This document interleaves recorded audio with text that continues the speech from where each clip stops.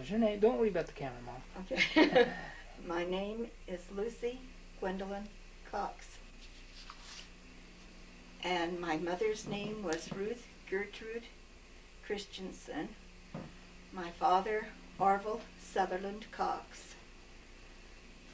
My grandfather was Delon Mills Cox. And my grandmother was Susan Brown. Okay. Now, tell me about your, you said you were born in Idaho Falls. Yes. At the LDS hospital. Mm-hmm. And where did your family live? My mother and dad had an apartment here in Idaho Falls when they were first married. And then they moved to Shelley and they bought the corner lot there where the honey farm is. They paid $4,000 for it. And the first... That was what year? 1930. 30? Okay. 31, that was the same year you were born. Mm-hmm. Okay. Well, I don't know exactly. He could have bought it in the fall or the spring of the year before. Okay. But they lived up here until, I think it was just before that I was born. Did your dad have a job that he was... He had 25 beehives that his then, father had given him when he got married. And he was learning all that he could from a beekeeper here in Idaho Falls whose last name was Redfield. I don't remember his first name, but I know when I was real young, Dad came up every week to see him and talk to him. And okay. Well, when you moved to the honey farm, then Grandpa was already a beekeeper by then. yes. Okay. I don't know if he ever did anything else except the worst year of the Depression for us. That fall he had to go to work at the sugar factory. This is a photograph. You tell us about it, Mom. Of our place there in Shelley in 1931. The two-room little house that you see there is the house that was moved onto the property that my folks lived in for the first 7 years before they built onto the house. So this is the corner where Cox's Honey Farm is now? Yes. And we had an outhouse, and we had goats when I was young. Okay, and that's Grandpa working the bees. Yes. Orville Sutherland Cox. Mm-hmm. All right. Had wood heat. We had an old black stove that Mother cooked on. We didn't have any running water in the house. That was that the first year, yeah. The first year, and then they put running water into the house after that. And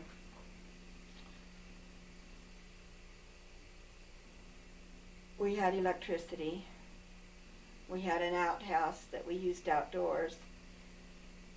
And we had goats that Dad milked for milk after Lawana was born. Lawana was born October the 28th,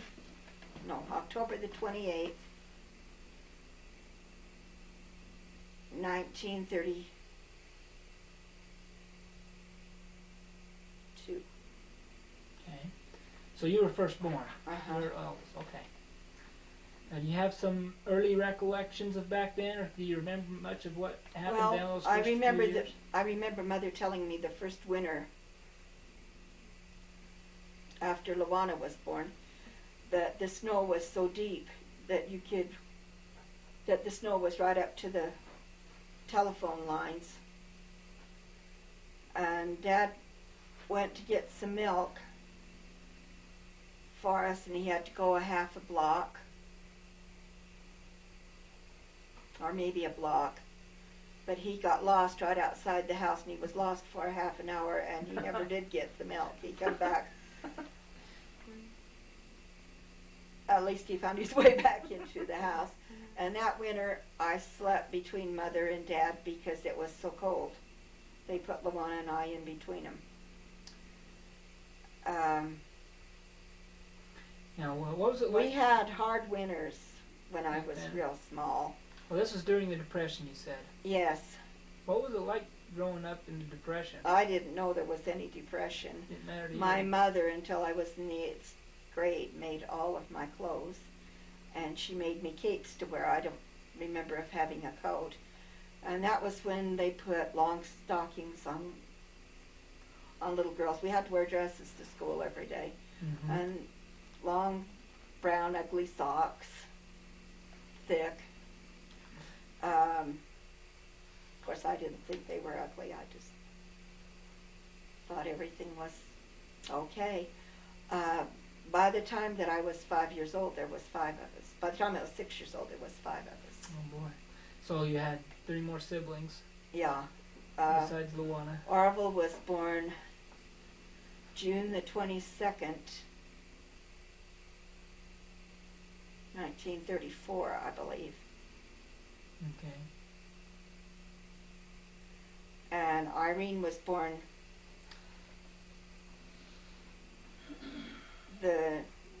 Can't remember the dates, Mom. That's okay. We've got that all in the written genealogy. Irene was born 16 months later after After Orville. And I remember one time when I was little that Mother told me to take care of him, but I was so busy playing with Luana that I didn't watch the children while she went downstairs to wash.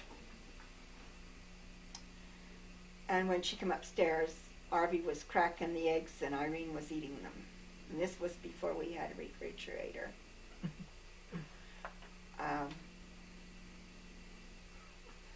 When I was 7 years old, we built onto the house.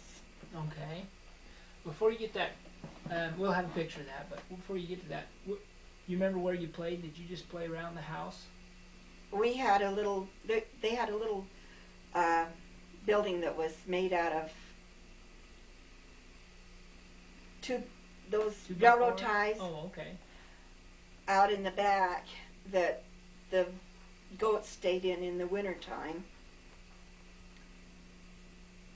You played in there as a playhouse? And we used that for a playhouse, and we had dandelion soup and mud cake, and Luana and I would just play outside.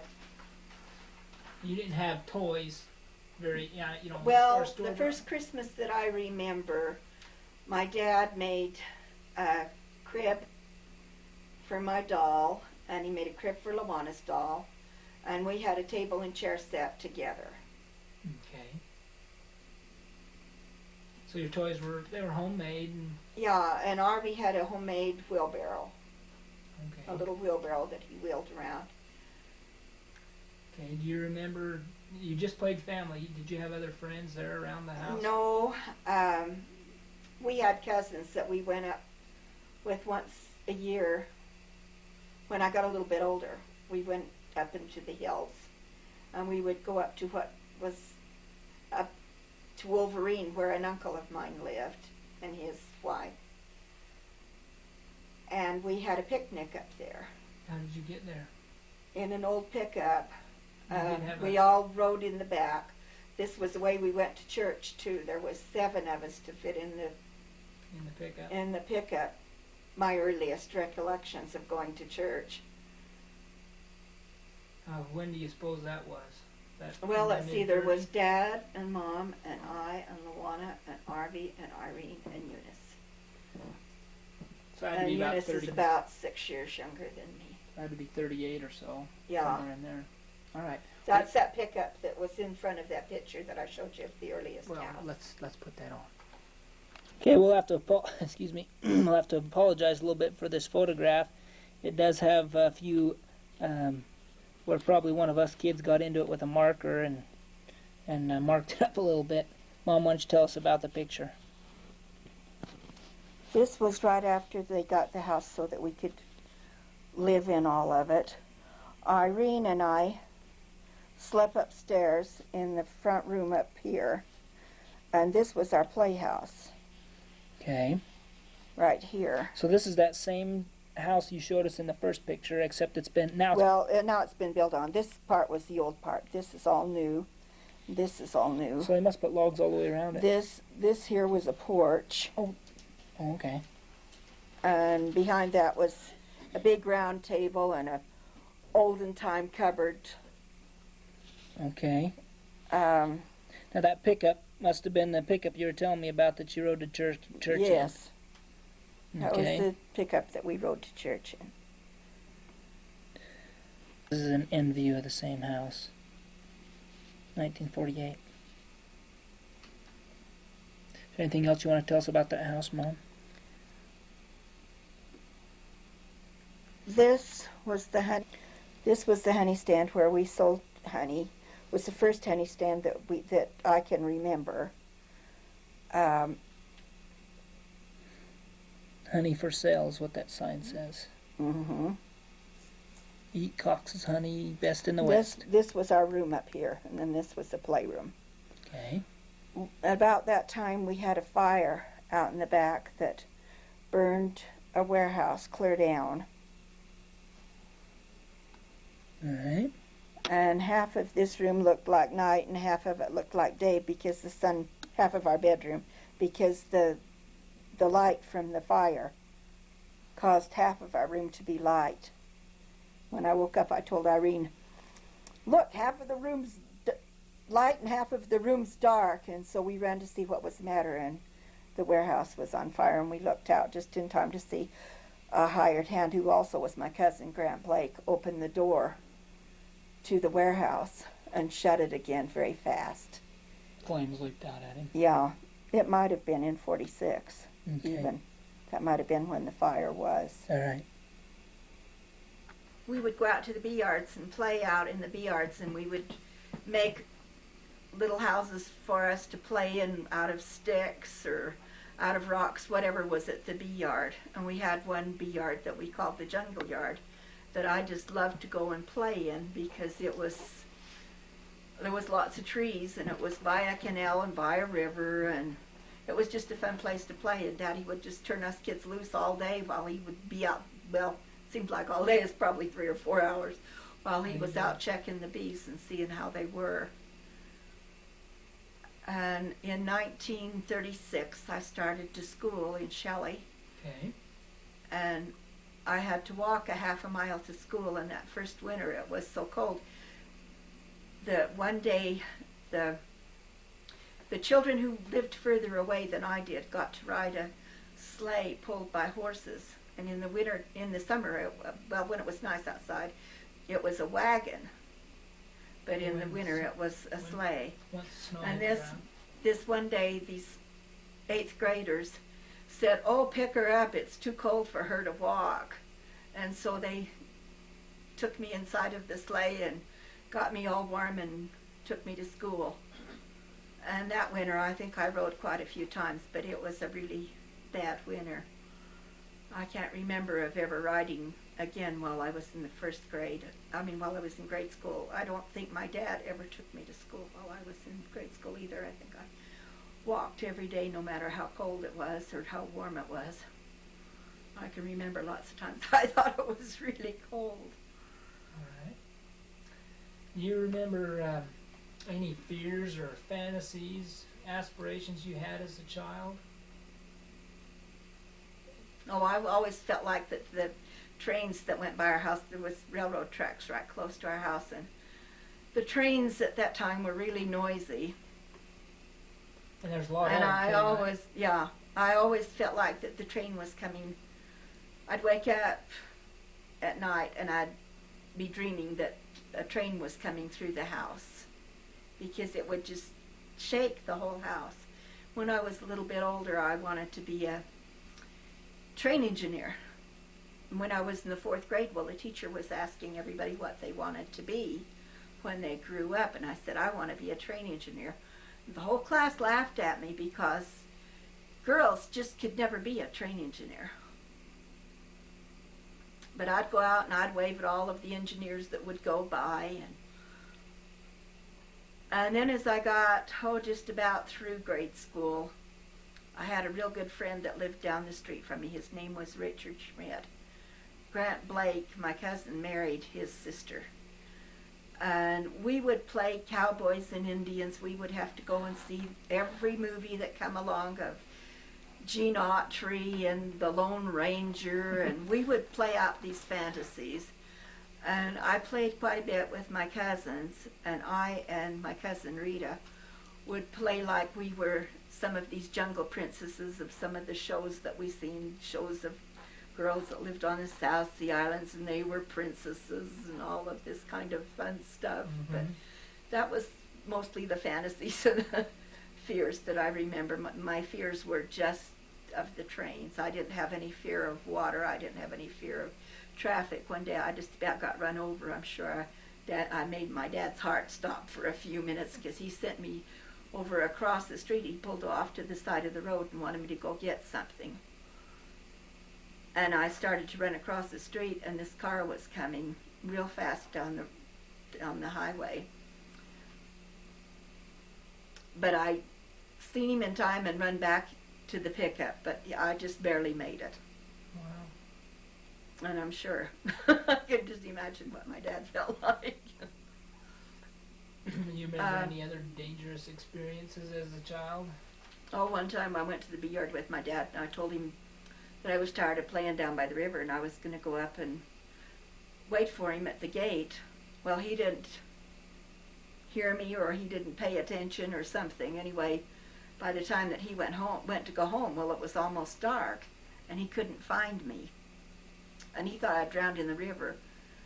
Well, the people across the river heard him calling my name, and they called the sheriff's department. They had their boats out there, and they were dragging the river for me. Well, Dad was going to go home and tell Mom that he couldn't find me. And then he seen me down by the gate, and he didn't go back and tell anyone that he had found me. And so at midnight, the sheriff's department called him up there at the house, and they'd been out dragging the river, and he had to tell them that he had me at home, and he had to apologize for not going back and telling them. And another time I remember when I was a child, we had a warehouse that had a elevator in it. And I was going to be smart, and I was going to show all of the neighbor kids how to run this elevator. Was it an electric elevator? I turned it on, yeah, but it was belt driven. I turned it on, and you had to pull a rope, and I didn't realize it. I just seen Dad turn it on. One of my neighbor friends lifted me up so I could turn the switch on, and then it started smoking because it was just sitting in the one place.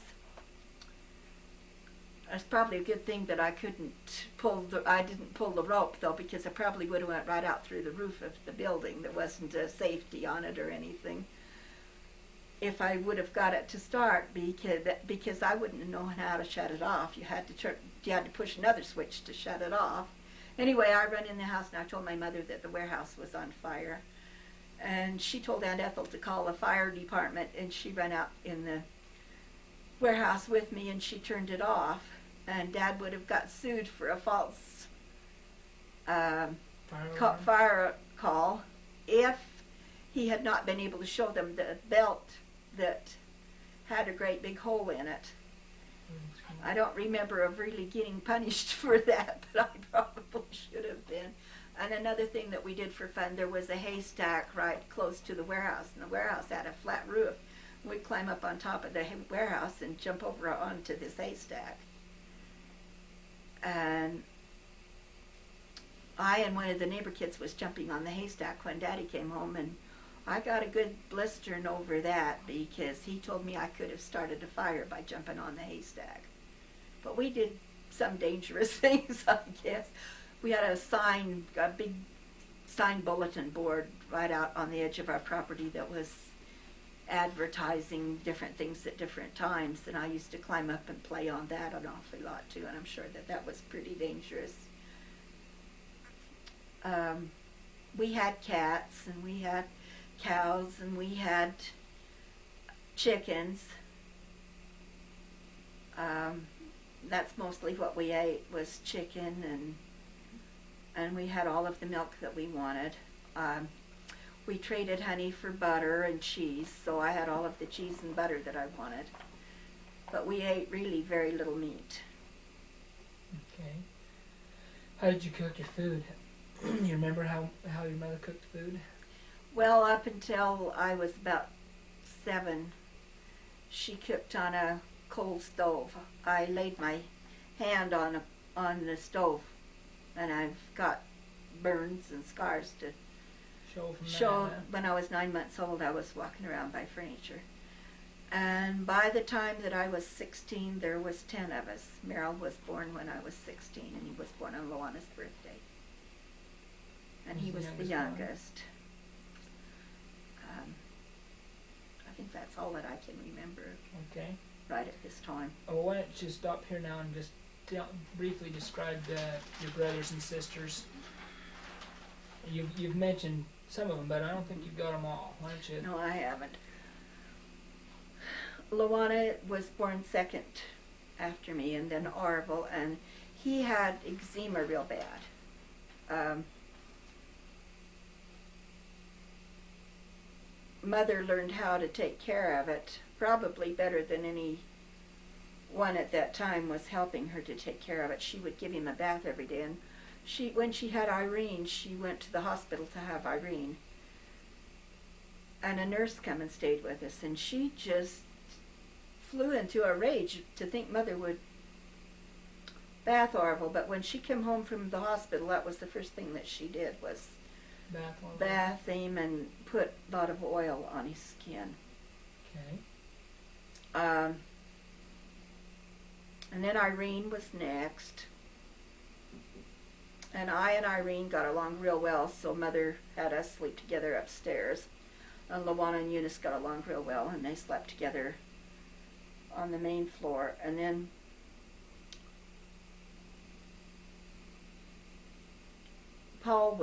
Jerry was born.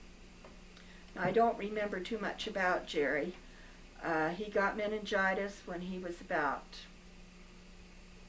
somewhere around a year old. Okay.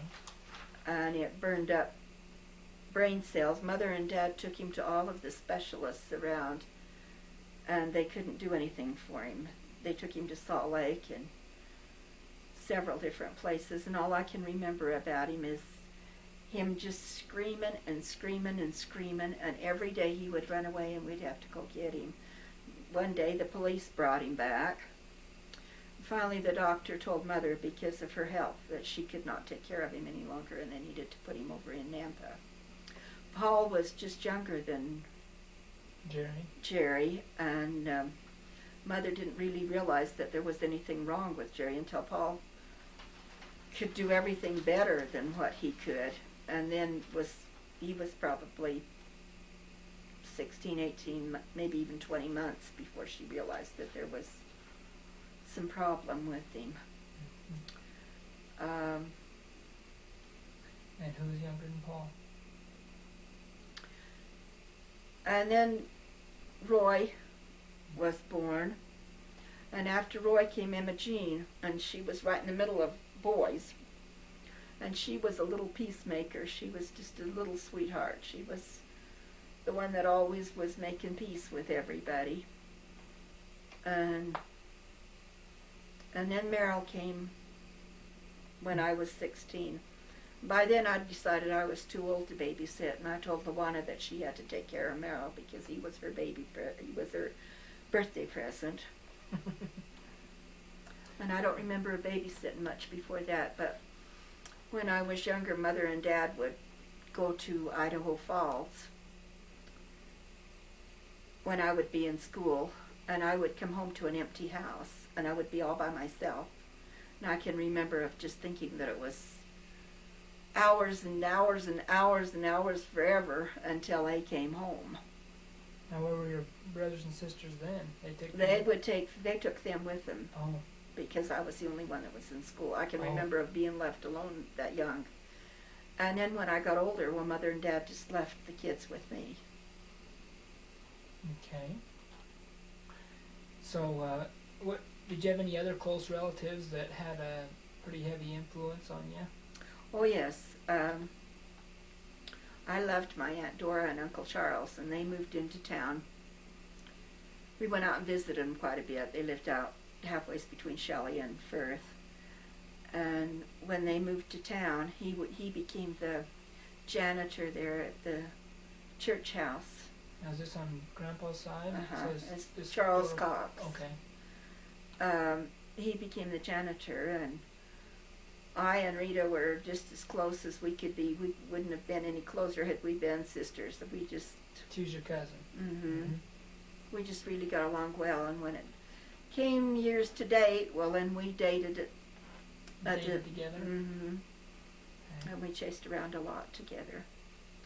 Betty was more church-minded and would always tell us, shh, when we would be talking in church. And Rita lived close enough for you to attend church together? oh yeah, she just lived a half a mile, and we were in the same ward. Up until that time, I don't remember of having any close friends that were in our ward that was in my class.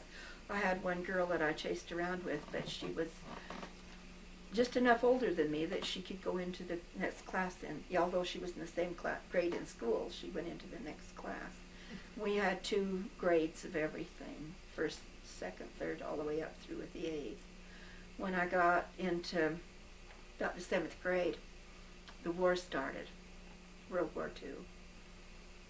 I guess it started in the 4th grade, but our 7th grade teacher had to go to war, and he had been a wonderful teacher. He was just really good. And then we got a teacher that was not quite so wonderful. He took us all roller skating, and he told me I could roller skate. And I told him I couldn't roller skate, and he said, yes, you can. He'd never seen anybody that couldn't roller skate. Well, about 5 minutes out on the floor, and he told me, you're right, you can't roller skate. So let you go back, huh? He told me I had 2 left feet, and I should have left them both home. But I don't remember that he taught me anything. Did you get how was your relationship with your parents up to this time? Did you get along? I thought my dad was wonderful, but I didn't get along too well with my mother. She was very, what's the word that I want?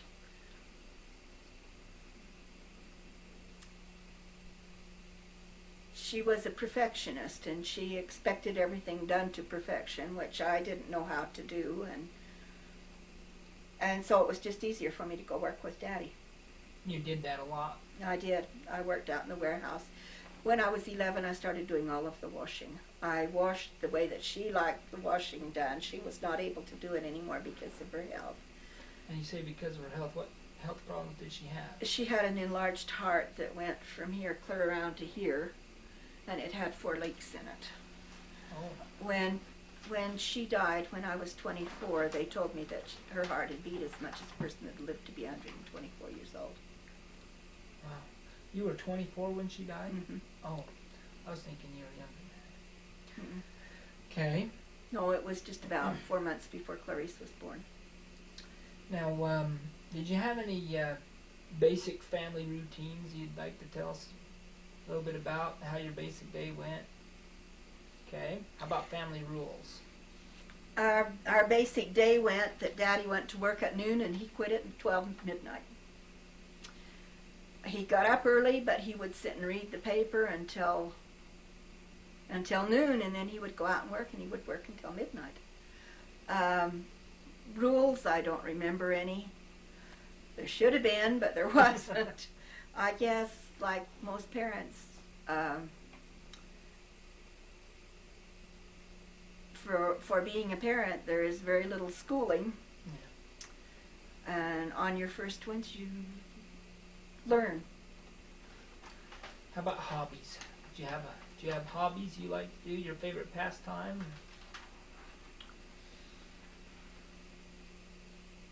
Playing, I guess. Okay. How about special outings and trips? The only trips that I took with the family was up to the hills. Up to your uncle's place? Up to my uncle's place, Uncle and Aunt's place. And they had fruit up there. They had what they called a well house where they got their water.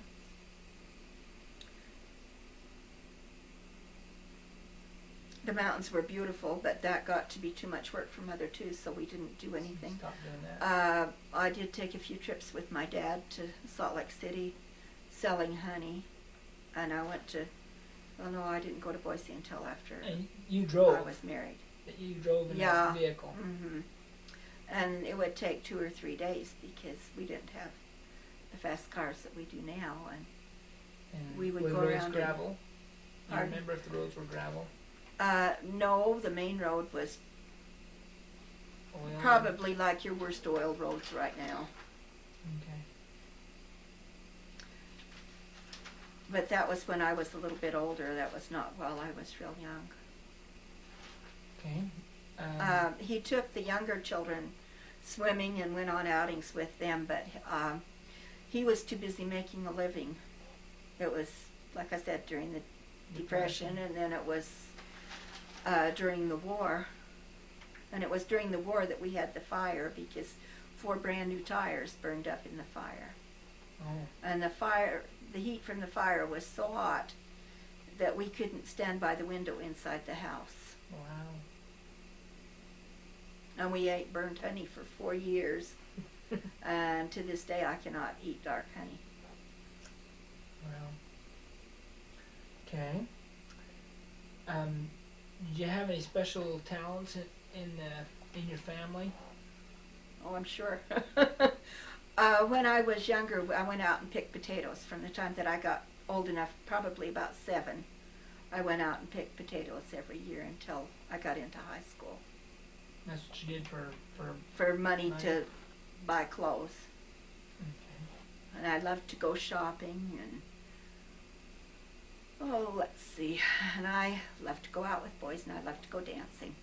Okay. And why don't you tell us? Do you have any puppy loves you want to tell us about back then? Oh, I thought I was in love with Robert Mitchum, a movie star. He just was really wonderful. Your I hero, thought. huh? Yeah, my hero.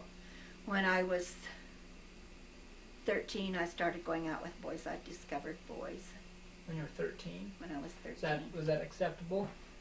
Yeah, At that age? yeah. There wasn't any. Like I said, there was no rules. Wow. And in our house, there wasn't any rules. And we've got some pictures about then, don't we? Oh, I've got pictures even before that. All right, let's look at some. Okay, this is Mom at 15 months in a high chair. No, that wasn't that old. Oh, you weren't? How old are you in that picture? Probably about 2 or 3 months, I would guess. Maybe Okay. 4 at the most. I weighed 5 pounds when I was born. And Mother said I would fit in her shoebox. Wow. But she wore size 10 shoes. All right. Is your mother Yes, the one that you said wore size 10 shoes? yes, So is that you? yes. You remember? You don't. That was 1931. So that was just The months summer. after you were born. Yeah, it was in the summer. All right. This is Mom with her goat. She had a pet goat. Luana had to have goat's milk Oh, she because couldn't. of her skin. And She couldn't drink cow's milk. no, All right. Is this the same goat? yeah. That's She was a good mama goat. you and Luana there. Uh-huh. You're on the left and Luana's on the right. Yeah. Okay.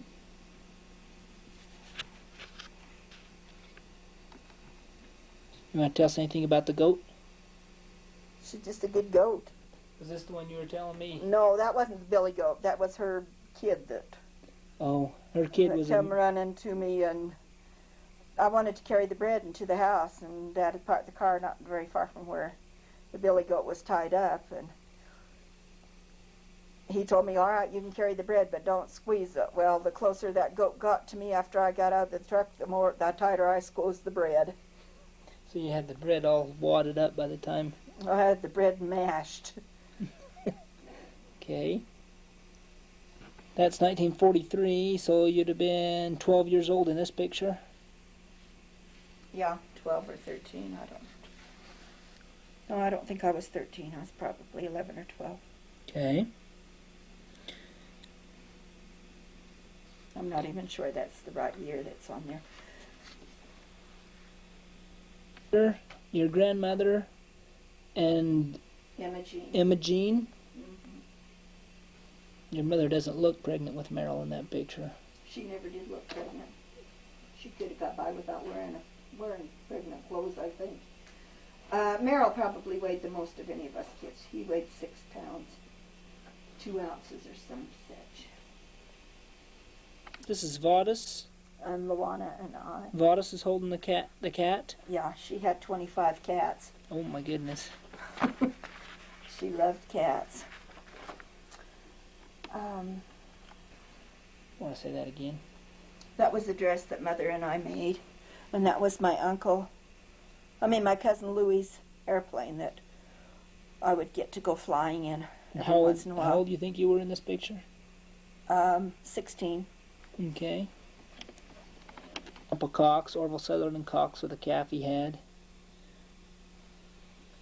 About then. So this is Shelley, first grade.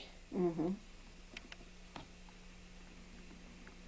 And this is Mom right here. In the dark dress.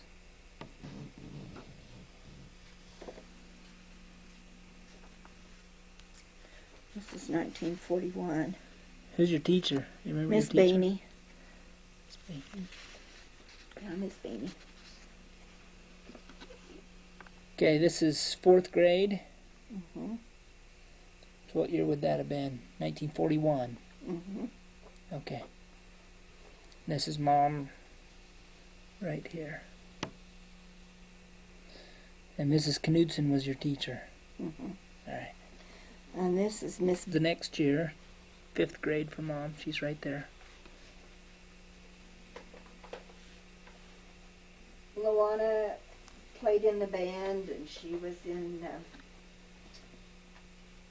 different things at school. It was an Oldsmobile. It was the first car that Dad had. One day I was backing the car out of the driveway before I could back very good, and Dad had his pickup sitting in the way, and I hit the pickup, and the back of that car had skirts on it that covered half the wheel, and I bent one of them right in half.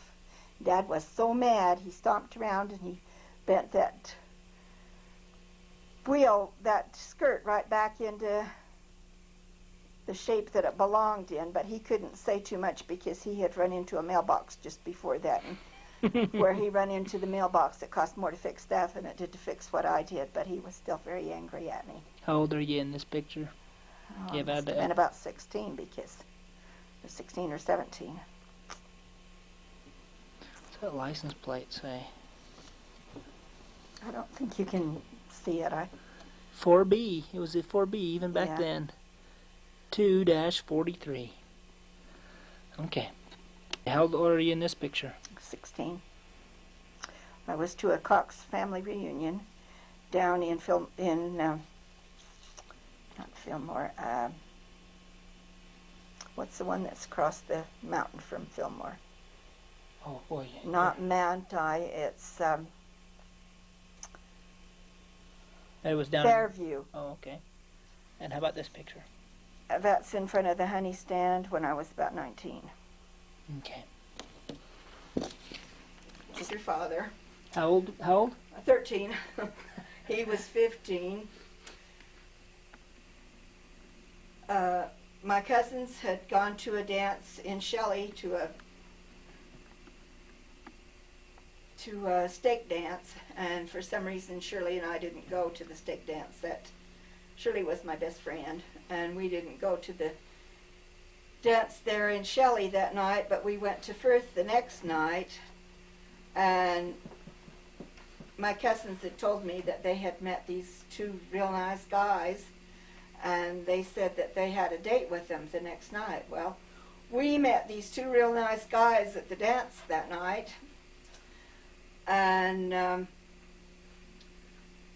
they told us that they didn't have a date with them, that they told them that they would see them down there at the dance. So anyway, we made a date with them for the stake dance the next Friday night. And I went with Jack Lott,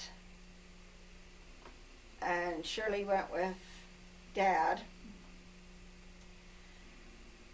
And from then on, we just kind of chased around a lot together. There was about 5 girls and 5 guys that just did an awfully lot of dating and such. And one afternoon, I said something. I don't even remember what I said. But Dad came back with a smart remark, and I said, if you say that again, I'll slap your face. So he said it again, so I slapped his face. And he told me if I did that again, he'd paddle my... So I did it again, and he paddled my... And I told him if he did that again, I wouldn't speak to him ever again as long as I lived. Well, I didn't live very long. I guess it was about a year later that I did start talking to him. But I always liked Dad. He was a lot of fun. He made me laugh. He was always cracking jokes, and just a lot of fun to be with. And then when I was probably 17, Dad joined the Army. This was still during... Now, this was after World War II was over, right? Yeah, this is just barely after World War II was... Well, before that, I better back up a little bit. I went with Dad to his senior ball and had a marvelous time. And he told me he was going to... he said, if you was going to join the service, what branch of the service would you join? I told him, definitely the Air Force. Well, if you couldn't join the Air Force, then what would you join? Oh, the Navy. Well, the next time I seen Dad, he was in the Army. And he called me up on the phone, and we talked for an hour on the phone, and then we went and had Sunday, which was our big thing. We'd love to go have Sundays at the malt shop. They were $0.25. And he took me to a dance at Shelley. And that night, Luana also was in the same crowd with us, and she spilled powder all over his uniform.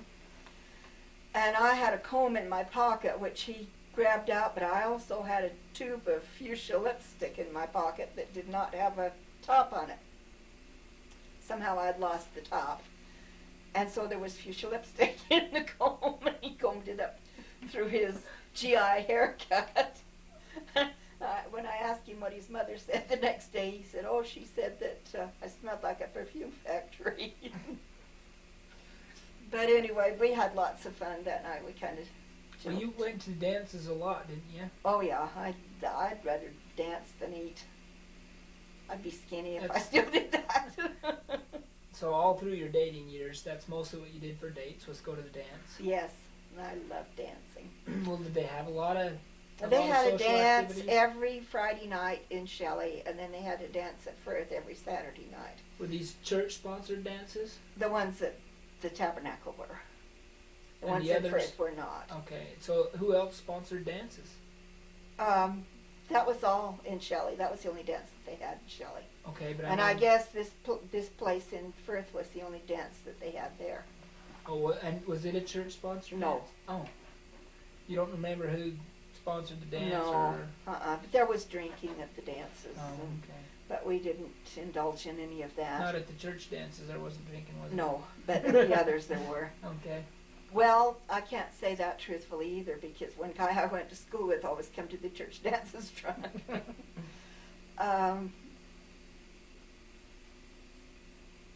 Then after Dad went to basic training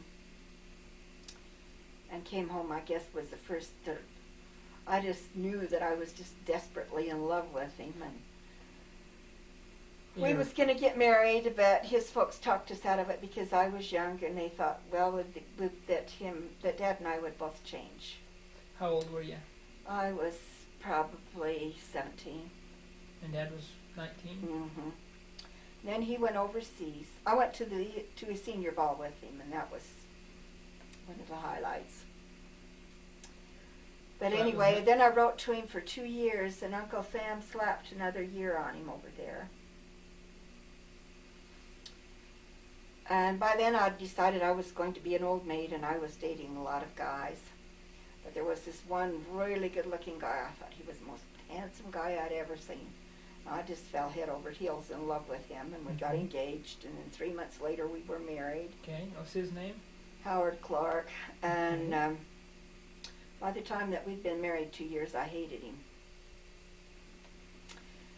On the outside, I thought he was really a good guy, but we just brought out the worst in each other. Okay. Inside, I didn't think that he was so pretty good. One of us had to grow up when Terry was born, and it was me. He definitely did not grow up. He didn't want any of the responsibility. He wanted to be called Daddy, but he didn't want any of these responsibilities that go along with being Daddy. Anyway, things got worse, and we got a divorce, and by then I was pregnant. And so So you had Terry and after when Corinne was about 18 months old or so, there was a knock on my door. I had heard that Alvin was back. Arvie had worked with him at the railroad there in Pocatello at the railroad Mhm. deep. Well, it was where they serviced all the trains and everything. But I hadn't seen him. And this one night I answered the door, and there he was. So you had Terry and Corinne and I had Terry and Corinne. And I just fell in love with him all over again, and we were married in November of 1955. okay. You were Seven- pregnant with Burdette by then. Oh, yeah. Okay. What else can I tell you?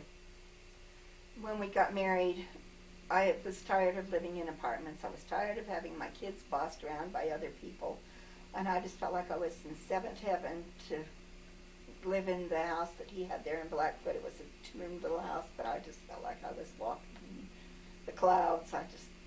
When was this picture taken? That's you and Dad. Oh, it was taken in the fall of 1950. No, in the spring of 1955, I guess.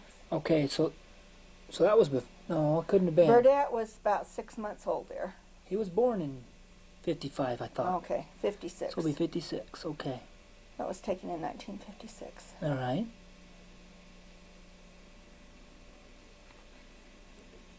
Picture we neglected. This is Mother's graduating picture.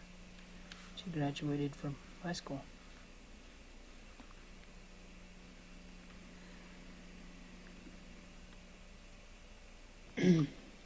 This is summer 1960 or 56. There's Mom and Dad, Terry, Corinne, and Burdette. Oh, I've got Burdette's face. Too close? No, I've got the darn date on it. There he is, the little cute bugger.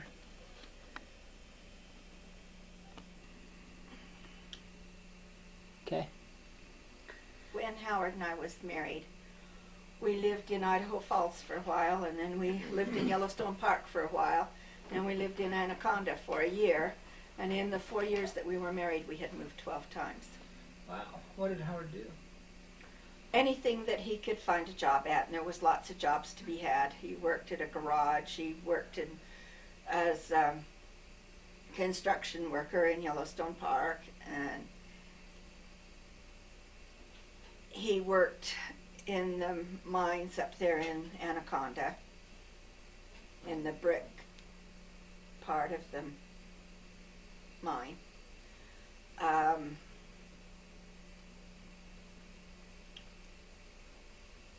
And Okay. when Dad and I got married, well, we lived in Blackfoot for the first 6 years. While we were there,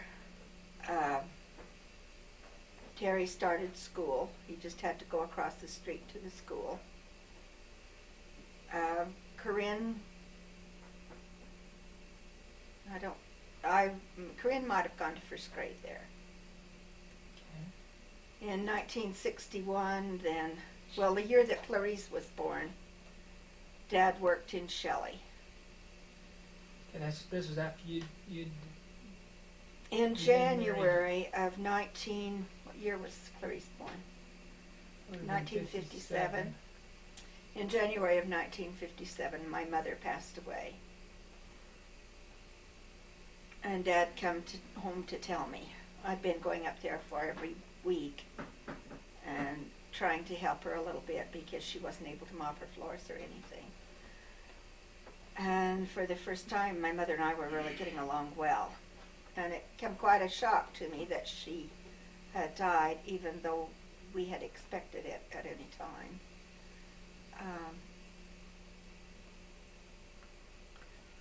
I was really upset for a couple of weeks, real bad. I'd go to bed crying, I'd wake up crying. pretty difficult for you to And do it. then one night, felt like that there was a breeze that came into the room, and with this breeze I could smell my mother's perfume. And she told me not to worry, that she was fine, and that I should take care of my little family. Wow. That was a And after that, I was better. I went to the same doctor as my mother, and he told me that her heart had beat as much as a person that had lived 124 years wow. in the 47 years that she lived.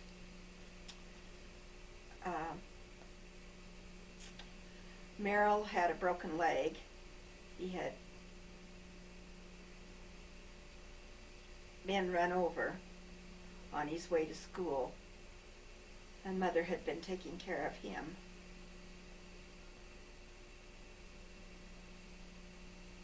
And so at the funeral, he had a cast on his leg, and Dad carried him.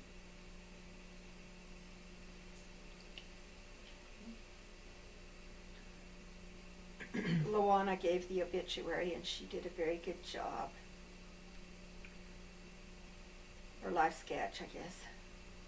Yeah. Now the kids were pretty young then. Well, Merrill was 9, Jean was 11, Roy was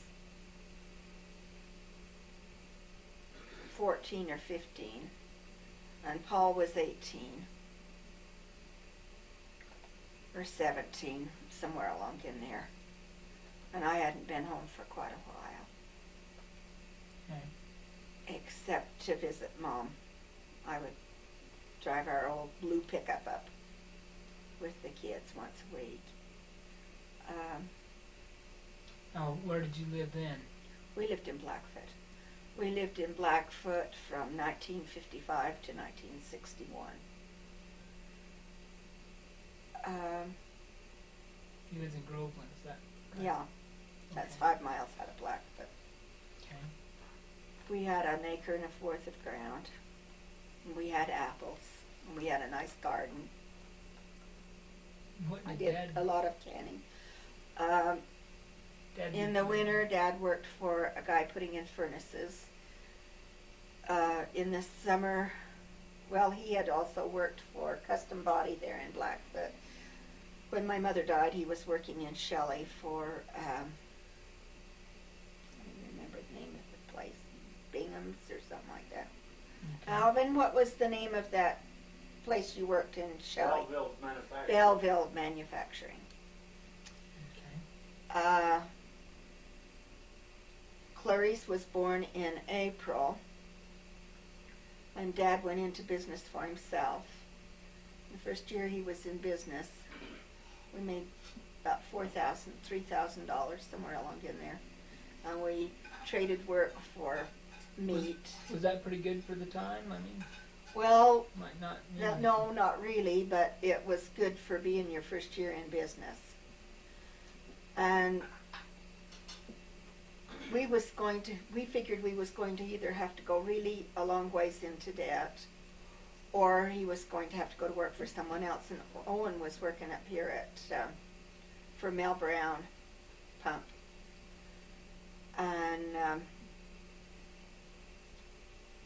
he had Mel talk to Dad, and Mel told him that all of the wonderful things that he was going to do for us if we moved to Idaho Fall. I mean, if he went to work for him, and promised him a lot of things. Well, Dad had all of the titles of everything that Mel promised, but he didn't quite make the wages that Mel promised. And when things got a little bit tough for Mel, well, then he'd put the guys back on less pay or whatever he felt like doing. And when things were really working good, well, then he'd have them work 60 hours without paying any overtime, which I guess by the law he was allowed to do. Well, then right through there, you had CR and Colleen and moved to Idaho Falls. Yeah, before we moved from Blackfoot, we were just living in 2 rooms. And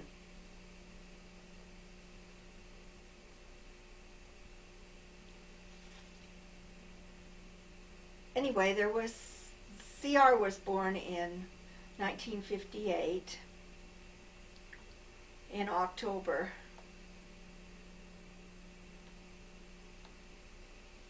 You're still living in Groveland?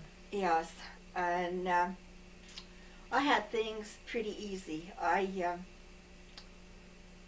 had a washing machine, an automatic washing machine. I'd packed water before to the washer and then run it outside after I'd washed. And I had a conventional washer.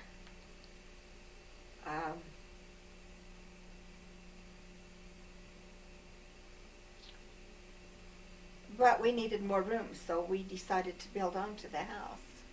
Oh, in Groveland? And we built a basement. And we'd look out the window, and there would be Burdette walking around this foundation, and it was 10 feet to the ground. And so we had to buy a halter for him, and we had to tie him up to the clothesline because I didn't want to lose him. And when we would go fishing, we went fishing a lot. We had a lot of fun going fishing. And when I'd go fishing, I'd tie a rope around CR's waist and around Clarice's waist so they couldn't go anywhere, and have a tree in the middle. And the rope wrapped around the tree a couple of times so they couldn't get in the water, because sometimes I would be busy cooking and I couldn't watch them every minute. And they were good for being tied up. I never could tie up CR. You'd get put in jail for that now. Yeah, you're not kidding. But I did what I could to keep them alive. I don't know. Yeah. Anyway, we had lots of fun. We'd go up to the Dollar Hole and go fishing. And The Dollar Hole's at up to salmon. Along the Salmon River. And one time we had gone up there and we hadn't caught any fish. And so when we came back through Mackey, well, Dad and Grandpa and Owen and Dick all wanted to go fishing. And we told them, okay, they could go. They talked us into letting them go. So we set up the tent there and spent the night there. And they promised us that they would be back by noon. Well, before they came back, the mosquitoes were so thick that you could cut them with a knife. And they didn't come in right at noon. And it was pretty miserable for us. And I kept thinking how really blessed we were, what the pioneers probably had to endure when they came to Utah, and it made me appreciate what I had a lot more. And I was very glad when they came and we went home.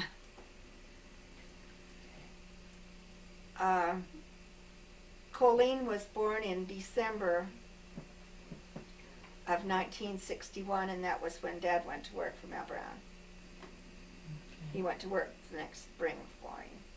About in March, I guess. Okay, this is Groveland. That's the house that we lived in Groveland. There's Dad, and I don't see Terry That's Corinne and Burdette, and Clarice, and must be CR, the little one. Mm-hmm.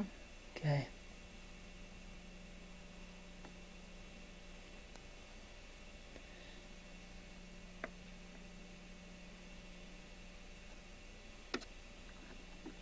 This is some fish that Grandpa caught up at Salmon. That's Corinne, I believe, in front of him, isn't it, Mom? Clarice. Oh yeah, that's Corinne That's and Corinne, Clarice. and then Clarice is the little one right here with the back of the camera. You camped in a tent in an old, what is that, a 32 Buick? Probably. No, it couldn't be a 32. It's probably a 52. Oh, I'm guessing. Alright. Shows you how bad of a guesser I am. 52 Buick. Alright. It was a Chevy, I think. Alright. Imogene with Corinne and Clarice and Burdette. Burdette's the one that with the cute look on his face up there but next to the door.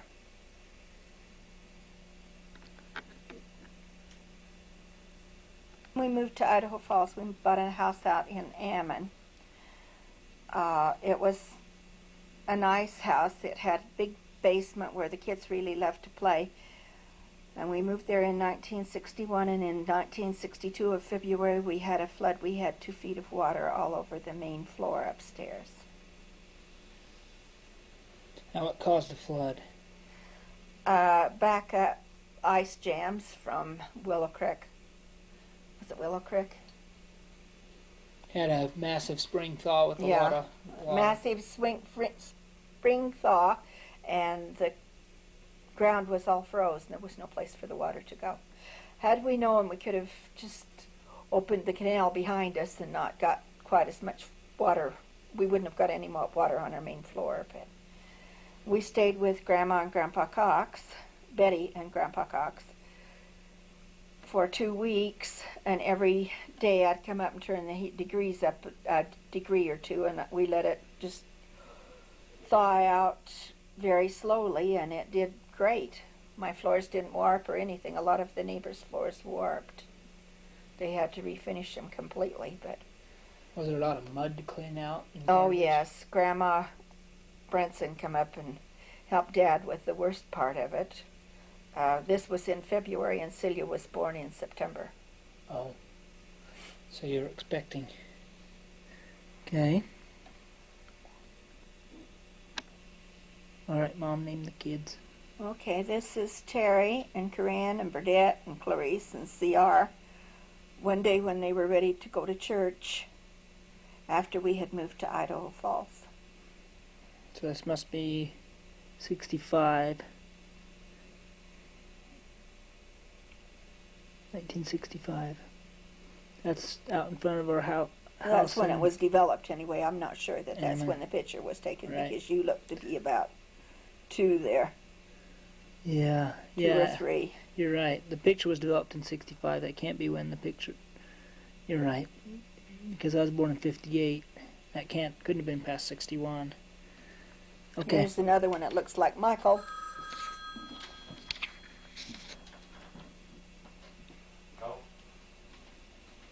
Yeah. Corinne and Clarice and CR. And Mom's Rose is out in front of their house in Ammon. She's going to her parents' place in Shelley. This is a picture of a camping trip that we went on. It's Dad and it must be Corinne standing in front of the tent, Mom. Oh, okay. And then I'm at CR in the pan and getting a bath. And the other one must be Clarice. Terry and Burdette are no doubt off to some mischief. And that we took to Canada with us. First and camper on Dad's 67 Chevy pickup. Yeah, and that was, and we, I never had a 57 Chevy pickup. 67, 64. 64. 64. He's right. There's a tent, and that's Terry and Clarice and Colleen and Celia, I think. Yeah. Okay. when we'd go camping, the boys and Dad and I would sleep in the tent, and the girls would sleep in the camper. What year was Chris born? Carolyn was born in 58. Well, this Carolyn's in in this picture. 1958. Christopher Not was born to us. 68. 68. Christopher was born 6 years after I'd had Celia, and I thought I was all done, and I got a little bonus. And then 3 years later, I had another little bonus, which is Carolyn. So here's a picture of the whole family, the whole crew. This was just before Terry went on his mission to California.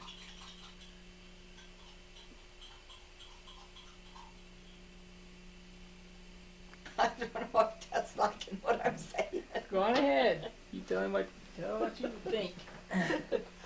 We went camping a lot. When Dad had days off, we'd go camping. It was nice to get away from the neighborhood and all the children's friends that we always had a house full of children when we was out in Ammon, and it was nice just to get away and just have our own family. It used to be when you went camping, you were less crowded than you were when you stayed home, but it's kind of reversed itself. Now you go camping and you've got neighbors closer than you've got neighbors at home.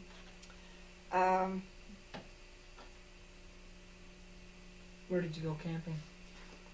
We went to Island Park and to Salmon and Mackey and Palisades mostly, up until Grandma and Grandpa died.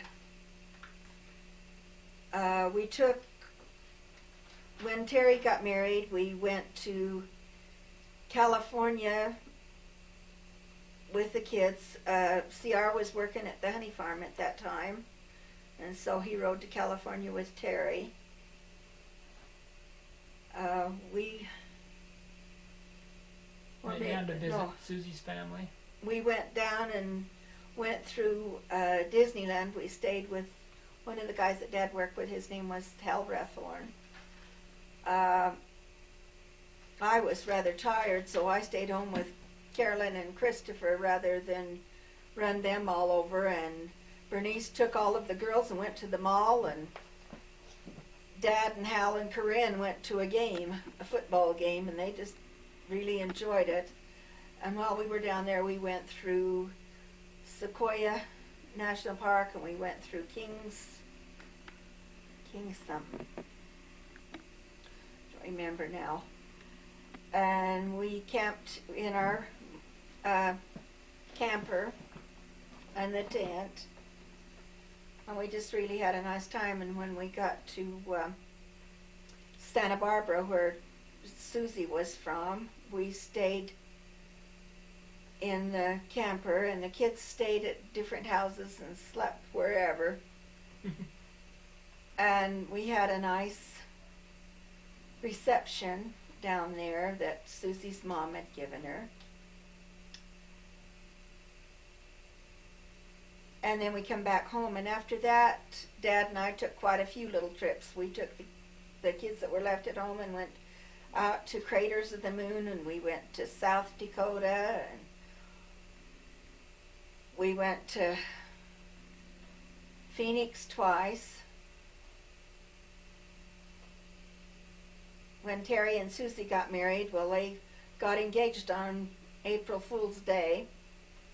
They came and told me that they were engaged, and I didn't believe them. It was April Fool's Day, and besides, her engagement ring had black on it, and I just didn't think it looked like an engagement ring. And they still tease me about that because it was for real. But they did tell me something that wasn't for real. They told me they was not going to have any children until Susie got through nursing school. 9 months later, along come cute little Kelly. We went hunting quite a bit with Terry and his family and the boys. When Terry and Susie were first married, we had a good camp out every year, and it was fun. The kids just really enjoyed it, and it always makes it nice when the kids are enjoying themselves.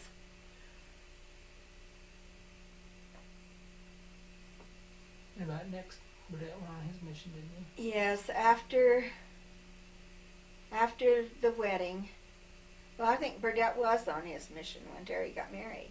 Oh. And Corinne went to Taiwan, and Burdette went to Michigan, and their missions overlapped each other.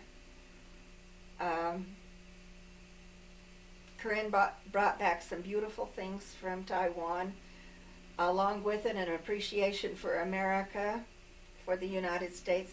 She said she thought every person that was unhappy in the United States should go to Taiwan for at least 3 weeks. For the first 3 months she was there, she was in cultural shock, and after that she didn't want to come home. When her mission was over, she still wanted to stay. She just thoroughly enjoyed it, and Burdette enjoyed his. And when they got home, Corinne worked in Shelley for a while, and so did Burdette. Burdette went to work for the honey farm because he had borrowed some money to go on his mission. And Corinne worked there in Shelley also, so she could get enough money to go back to college. And Corinne went her way to BYU, and Burdette come up here and went to work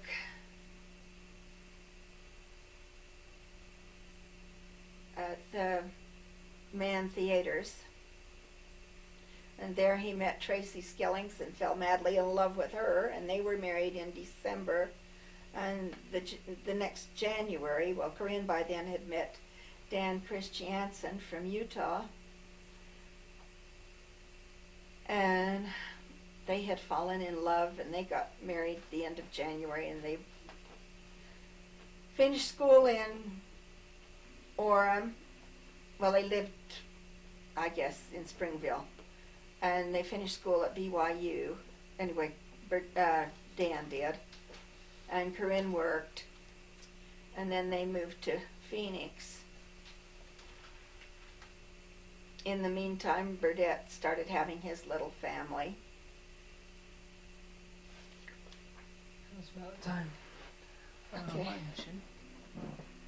And then Clarice left home, and CR went on his mission to Pennsylvania. Clarice went in the military. And Clarice went into the military. And there she met a fellow by the name of Brian Nikowski, and she married him, and to them Christine was born. And the same day that Christine was born, well, Bryony was born. Tracy. To Burdette and Tracy. And CR come home from his mission and fell in love with his high school sweetheart all over again, and they got married. And Celia was trying to decide what to do with her life, and Colleen had gone to college and up to Rick's, and she met a girl from back east there, and she wanted to go home with her. And I didn't feel like that she should, but I felt like that Colleen was old enough to make up her own mind. And so she went there and met this girl's brother and felt sorry for him and ended up marrying him. And Celia was trying to decide what to do, and between talking to her brothers and everybody, she decided to go on a mission. So she went to London, Ontario on a mission. When her mission was over, she came back and she was deciding what she wanted to do. She wanted to go back to school, so she was trying to earn enough money so that she could go back to school. And in the meantime, she met Thomas Beasley at a young adult party, and they fell in love, and they were married.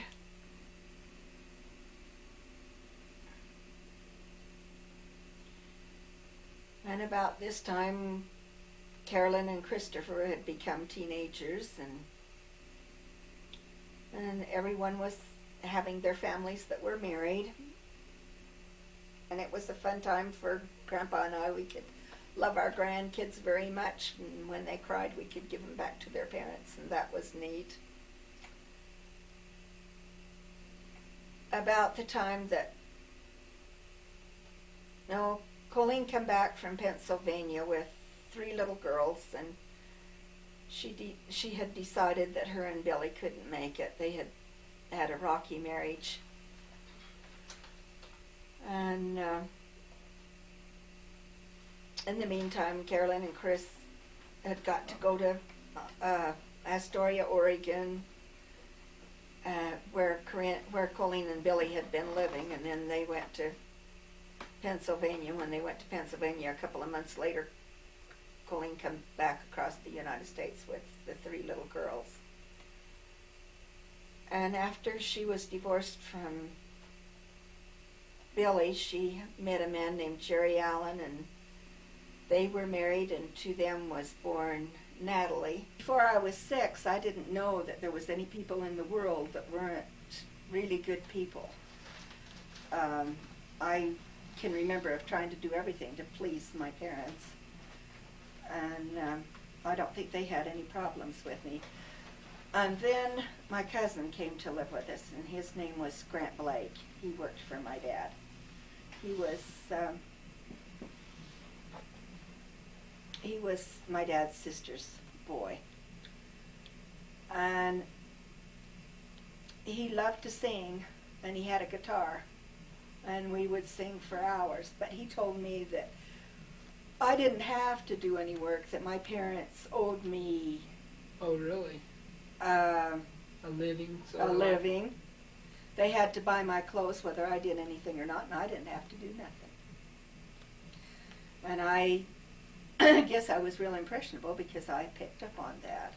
When it come time to be baptized, they didn't do like they do now. They didn't make sure that children knew what they were being baptized for. They just left it up to the parents to teach their children. And sometimes parents need a helping hand, I guess. Anyway, they didn't get it, and I didn't want to go be baptized, but my dad told me, well, if you go be baptized, you can have a ring. Instead of telling me how important it was that I be baptized. And Yeah, I tried to bribe you into it a little bit. yeah, and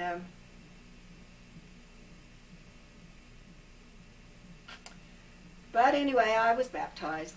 When I got a little bit older,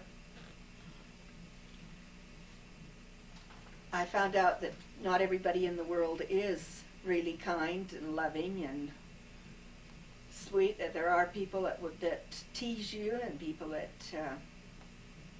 make your life a little bit more miserable. And I guess I got my share of teasing because I didn't know how to take it. My dad had never teased me, and my mother had never teased me, and I had a pretty hard time. I sometimes think that I needed an older brother, but I didn't have one. And I walked a half mile to school every day when I went to grade school, and walked home, and there was kids that would pick on you, just like I guess kids pick on kids now. Anyway, I got through those years, and when I was about starting into mutual. Did you question religion at that age, do you think? No, You didn't question religion. I didn't know very much about religion, really. I knew some songs that I'd learned in Sunday school, and I guess I was one of these kids that things didn't sink into that teachers taught. Anyway,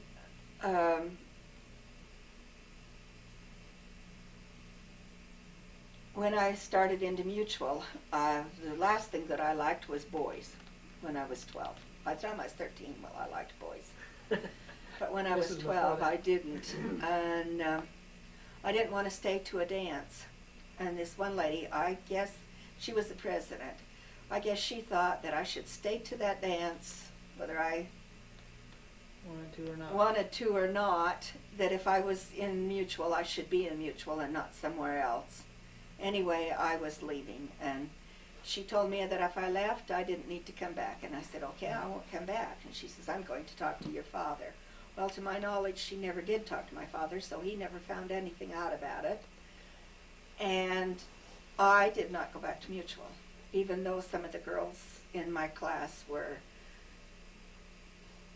wanted me to go really bad, and one girl ended up slapping my face because I told her I wasn't going back, because I didn't like this lady that was the president of the mutual. And about that time, I told Dad one day that I didn't want to go to church, and he said, "You're going to church," and he took me by the arm. My mother didn't go very often because she was so sick. Mm-hmm. But he took me by the arm and made sure that I was going to go to church. Well, he walked in the front door with me, and I walked out the back door. And I went and spent the time with my cousin, who didn't go to church either. He was quite a bit older than I was. Now, was this the same cousin that worked for your Yeah, dad? this is Louis Cox. Okay. He was a ham radio Operator. and he had a farm, and I had worked for him picking spuds, and we picked spuds probably for 2.5 cents a basket On his farm. on his farm, and And then and him and I were pretty close. And a basket. Well, I'm sure everybody listening to this might not know what a basket is. a basket is a half a sack. Half of a 100-pound sack Yeah. of potatoes. Okay, Mhm. so you were picking it for 5 cents a 100. Yeah.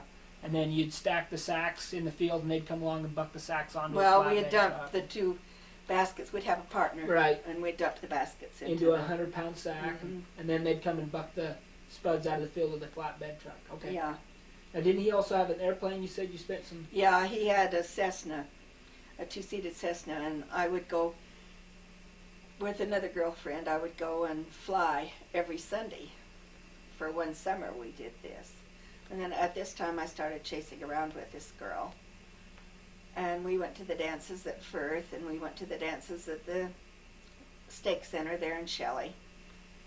And we had a lot of fun together, but in the meantime, I was growing further and further away from the church without realizing that this was hurting my spiritual growth.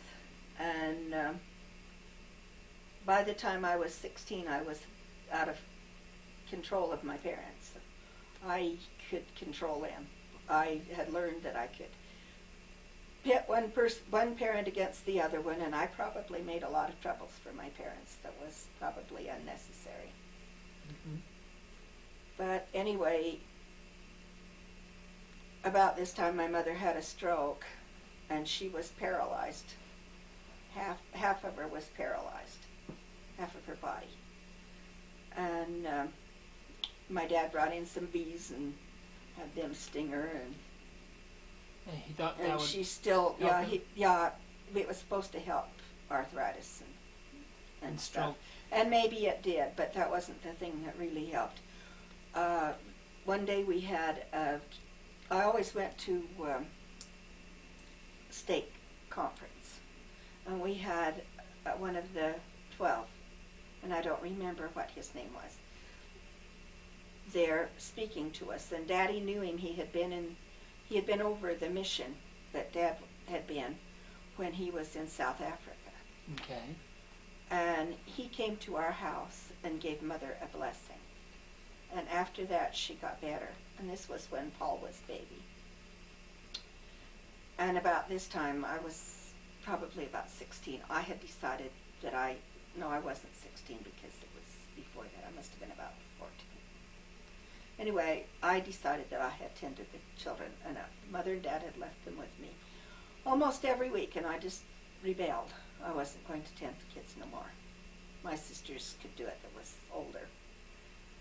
And I started spending more and more time away from home. And then I decided I was going to run away from home because my girlfriend was running away from home. Oh boy. And my dad wouldn't let me. Mother said, "Let her go. She will learn a hard lesson and she'll come back humble." And he said no, he wasn't going to do that. So he bribed me into coming back home by buying me some new clothes. You were about 14, you say? I was about 16. By that time? And so this girlfriend of mine did leave home, and she did get married.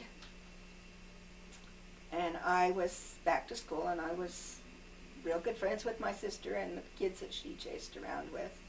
And I got through high school. My senior year, I went to school every other day. And I was Is out that what you were required sick. to do? No. Oh. I did that because my mother was pregnant. No, She wasn't either. She was in bed, sick. She had a new baby. Oh, okay. Meryl was baby. And she needed help. She needed somebody to answer the door at the honey stand. Oh, okay. And she needed help. So I stay home one day and Luana would stay home the next day. And we did that all the way through my senior year. One teacher told me that I was not going to graduate if I didn't come to school every day for the last 6 weeks. Well, I got pink eye and was out of school 3 weeks. So I passed barely. You can't have a real good interest in school and just go every other day. Yeah. Yeah, it'd be tough to keep up on assignments, I'll bet. It was. And Luana went every other day her junior year, but I didn't want her to have to do that her senior year, so I stayed home one more year. And then after I left home, then I went to work in Idaho Falls. Okay. And about that time, Alvin was over, your grandfather was over in Germany. And I had been writing to him faithfully. What was that? And he had been writing to me, and I started going with other boys, and I got the idea, oh, I'm going to be an old maid. And then I didn't hear from Dad for quite a long time. That was when you about had that met time, Howard, you said. Yeah, about that time they'd slapped another year on him over there, and I started chasing around with boys, and I wasn't living home, so I didn't have that influence. And the boys that I chased with were probably not. Well, they weren't LDS. This, and then I've told you already about Howard. And after I married Howard, I was just like that. I was on rocky ground. That's the way you felt? That's the way I felt. I never felt like I was on level ground. Either things were really good or they were really bad.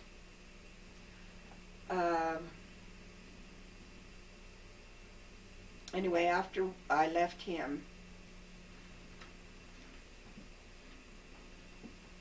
then it wasn't until after your grandfather and I got married that I started going to church again.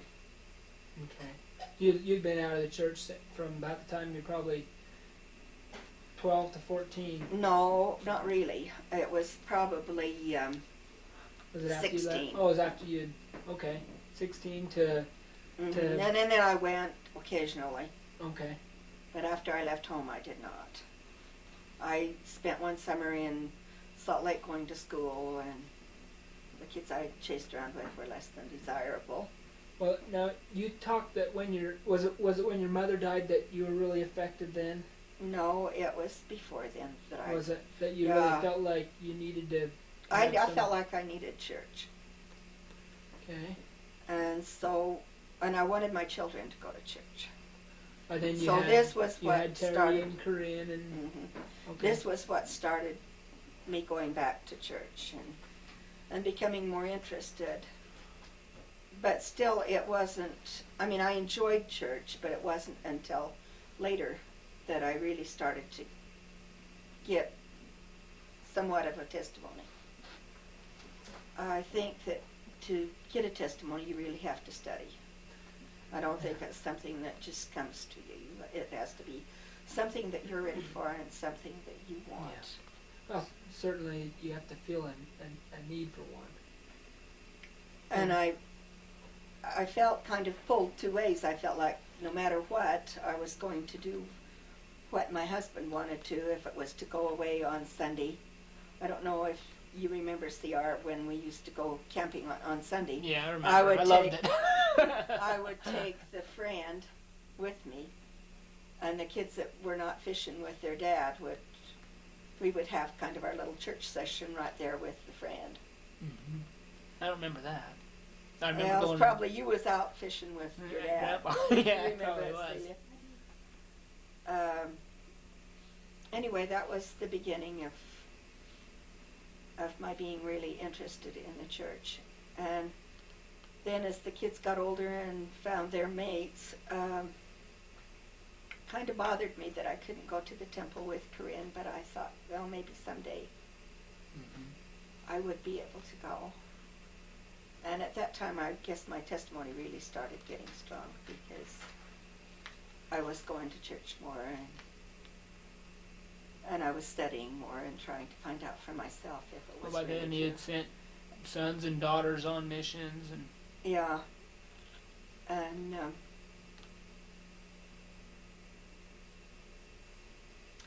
I seen my kids having good experiences with the lives that they had chose, all but for Clarice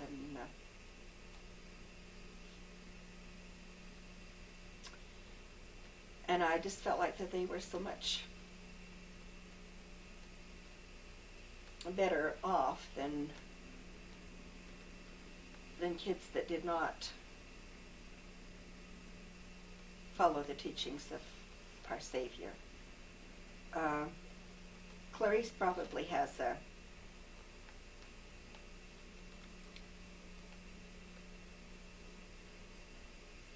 more willingness to give up what she has accumulated for someone else, and more thoughtful and more thinking. she's generous.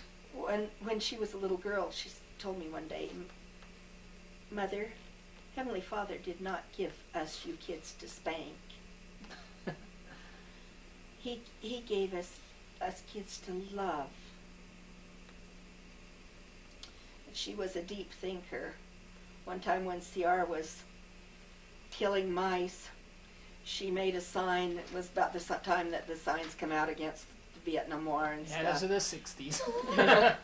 She made a sign and she was going around the yard with that sign, down with Mouse traps. mouse traps, and she made some real cute little signs. Dad was paying me a nickel a mouse to catch mice from under the shed because they were getting into the shed and eating up cushions and stuff.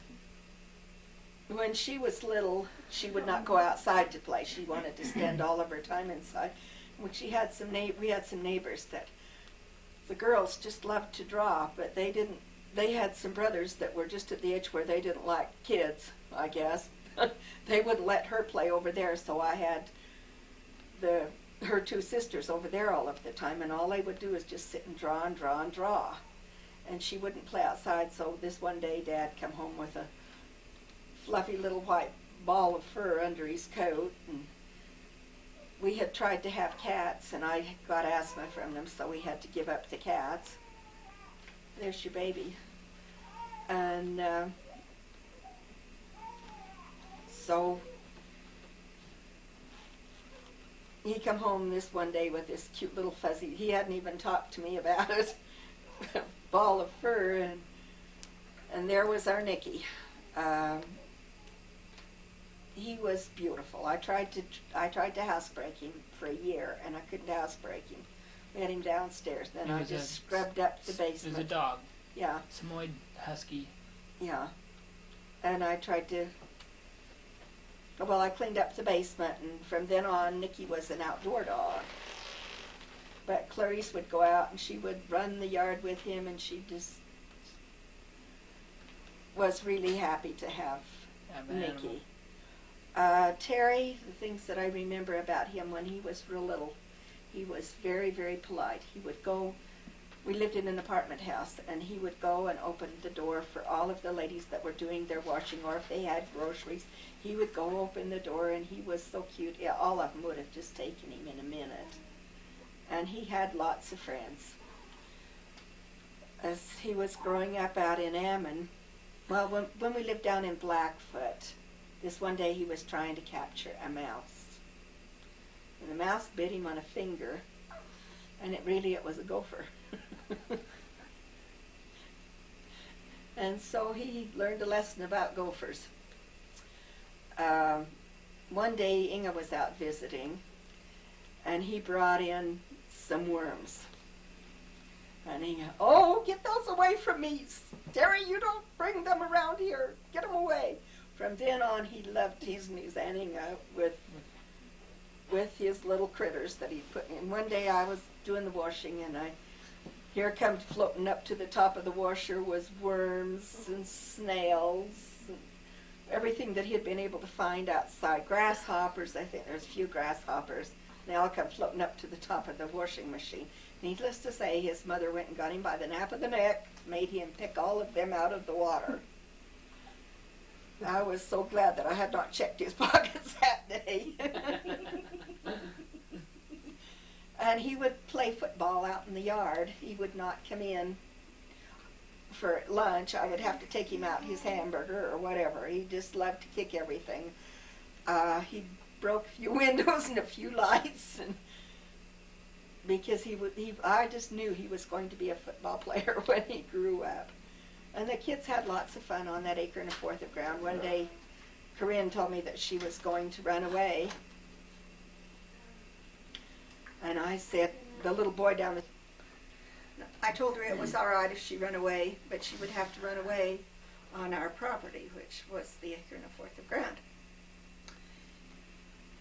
And so I helped her pack her clothes, and I packed her a lunch. And she went out and she went under the apple trees, and Burdette was mad at me for letting her go, so he went in and packed some of his clothes. You're gonna run away with her, huh?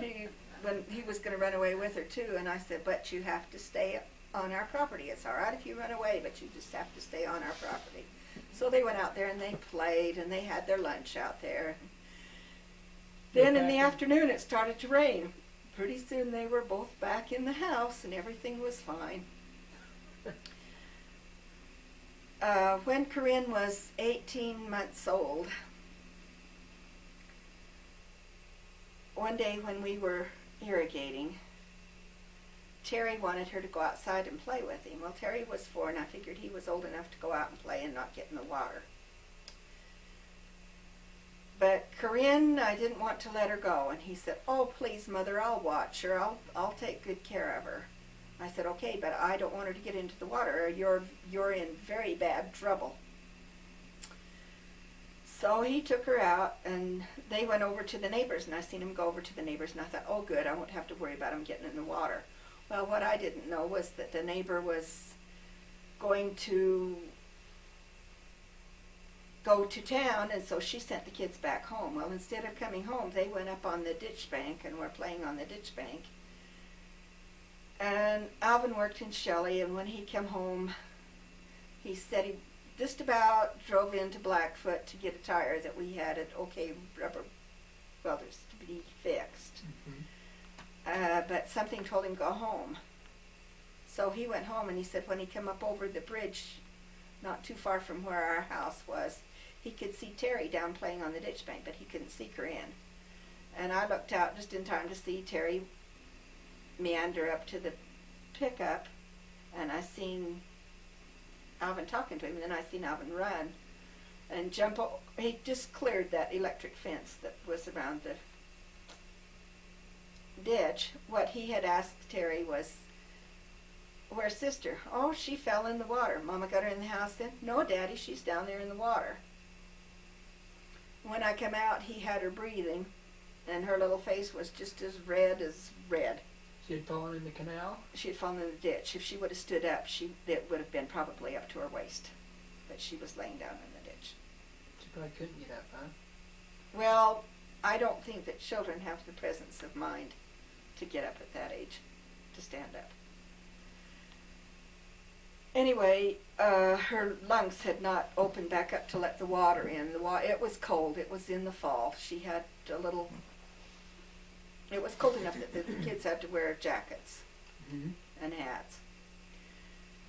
And I went to pick her up, and Dad said, don't pick her up, let her walk. And we let her walk all the way into the house, and then I put her in the tub and gave her a warm bath and put her to bed. And I had lunch fixed, but we didn't eat very much lunch, maybe a few bites. And every few minutes I would run in and make sure she was still breathing. That scared me so bad, and I learned a very valuable lesson, that you don't expect other people to watch your children, that you have to watch them, that you have to be responsible. On Saturdays I would clean our big house, big 2 rooms. I would move every piece of furniture and clean behind it, and really clean, and I just had not been paying as close of attention as I should have. Lynn was a little sweetheart. I never got any argument out of anything that I ever told her to do. She just was the kind of a child that you just dream about having and very seldom get.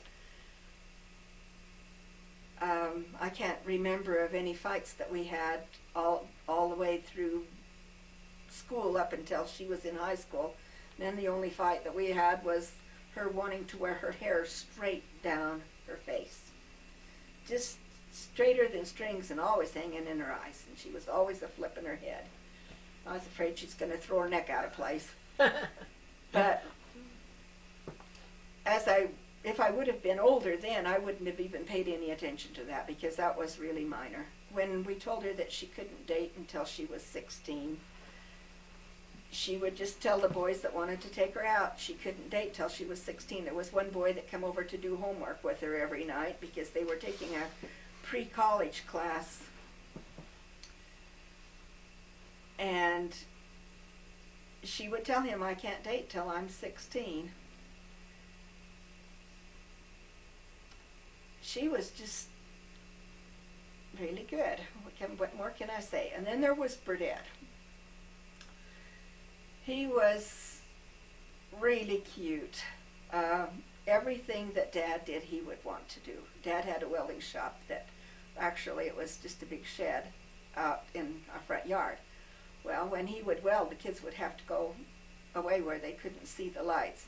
This one day I come out and he had his little tricycle there and he had a little piece of metal in his hand and he was going, weld, weld, weld, weld, weld, weld, weld, weld, weld, all over that tricycle. Other things I told you when he walked around the cement of the house, other things that I can remember is he would be telling me no all of the time that he was doing what I asked him to do. He just wanted his independence and he just did not. I thought that children just ought to obey everything the mothers and dads said. I made sure that he obeyed his dad, but I just kind of ignored that he wasn't going to, but we had a lot of arguments about this. So when I got the second child that was like him, I knew better than to expect that she wouldn't tell me that she wasn't going to do what I had asked her to do. I can remember one time when he was a teenager and he hadn't mowed the lawn when Dad told him to mow the lawn. And so Dad, after working hard, come home and was mowing the lawn. When Burdett came in the house, I said, look, aren't you ashamed? There's your dad out there mowing the lawn and you're in here just taking life easy. I said, and he's worked hard all day. That's not right. So he went out and he was going to take the lawnmower away from his dad. I don't know what was said, but I seen Burdett clear the fence really high. And I heard his dad tell him, you're going to have to come back sometime. Anyway, his dad finished mowing the lawn, but I don't think that he ever had to tell Burdett again. Of course, Burdett was probably only home a couple more years before he went on his mission after that. That twice to mow that lawn. He's just really good about getting that done. Besides, we had a neighbor lady that was really good looking. And there was girls that had moved in and out of the house next door too. And so he was always wanting to show off how good our yard was. But our yard probably didn't look any better than at that time, when all the time that we lived there.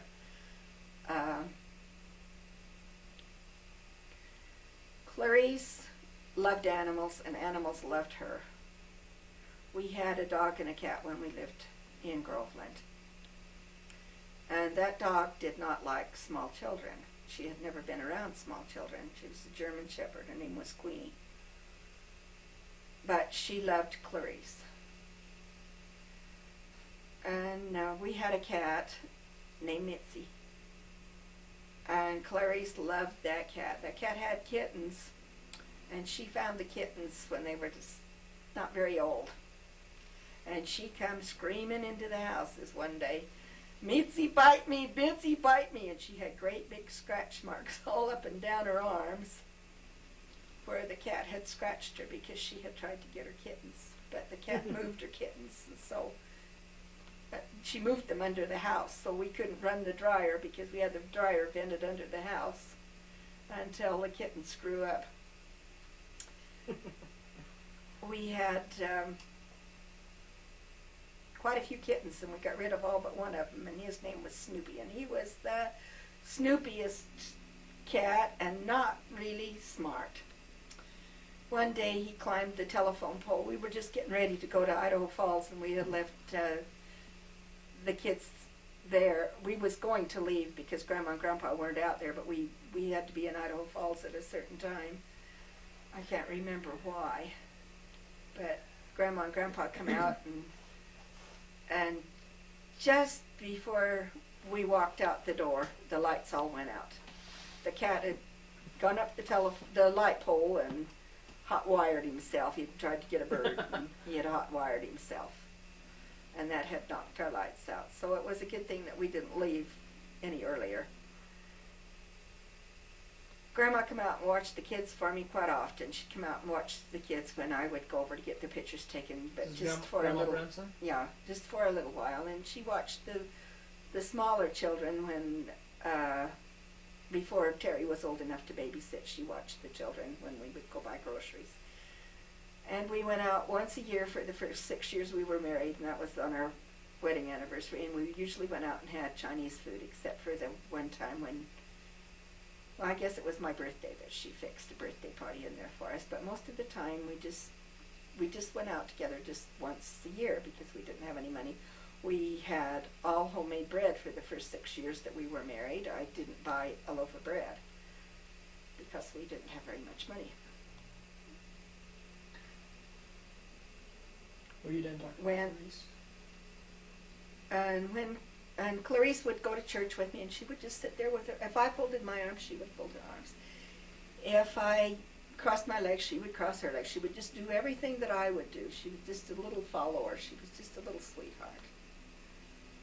And I really enjoyed her. She would go out when she was, after she had been potty broke, she went outside and played in the summer. She wouldn't want to come in, so when she'd get one little drop of water in her underpanties, she'd just drop them right there and go in and get another pair out of her drawer.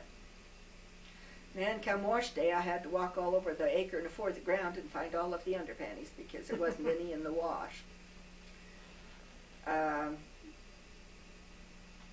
When CR was born, he was born with the doctor broke his arm in birth. And I was undecided as to whether to nurse him. I had nursed Clarice 1 week, and I didn't know if I could. Was his collarbone? No, it was his arm. And I didn't know if I